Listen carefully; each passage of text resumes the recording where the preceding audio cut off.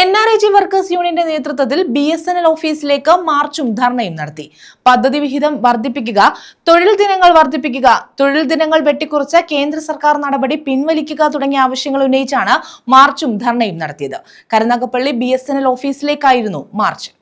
വിവിധ ആവശ്യങ്ങൾ ഉന്നയിച്ച് തൊഴിലുറപ്പ് തൊഴിലാളികൾ NRIG വർക്കേഴ്സ് യൂണിയന്റെ നേതൃത്വത്തിലാണ് മാർച്ചും ധർണയും സംഘടിപ്പിച്ചത്. കരുനാഗപ്പള്ളി BSNL ഓഫീസിലേക്കായിരുന്നു മാർച്ചും ധർണയും. തൊഴിലുറപ്പ് പദ്ധതി വിഹിതം വർദ്ധിപ്പിക്കുക, തൊഴിൽ ദിനങ്ങൾ വെട്ടിക്കുറച്ച കേന്ദ്ര സർക്കാർ നടപടി പിൻവലിക്കുക, തൊഴിൽ ദിനങ്ങൾ 200 ആക്കുക, കാർഷിക മേഖലയെ പദ്ധതിയിൽ ഉൾപ്പെടുത്തുക, കൂലി 600 രൂപയാക്കി വർദ്ധിപ്പിക്കുക, കേരളത്തോടുള്ള കേന്ദ്ര അവഗണന അവസാനിപ്പിക്കുക എന്നീ ആവശ്യങ്ങൾ ഉന്നയിച്ചായിരുന്നു സമരം സംഘടിപ്പിച്ചത്. ഹൈസ്കൂൾ ജംഗ്ഷനിൽ നിന്നും ആരംഭിച്ച പ്രകടനം BSNL ഓഫീസിന് മുന്നിലെത്തി സമാപിച്ചു.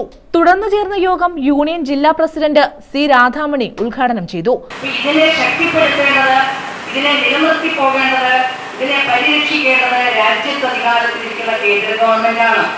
ഇവിടെ നമുക്ക് ദാരിദ്ര്യം ഒരു പരിധിവഴിയിൽ നിന്നൊക്കെ കുറയ്ക്കാൻ കഴിഞ്ഞിട്ടുണ്ട്, തൊഴിലില്ലായ്മ ലഘൂകരിക്കാൻ കഴിഞ്ഞിട്ടുണ്ട്.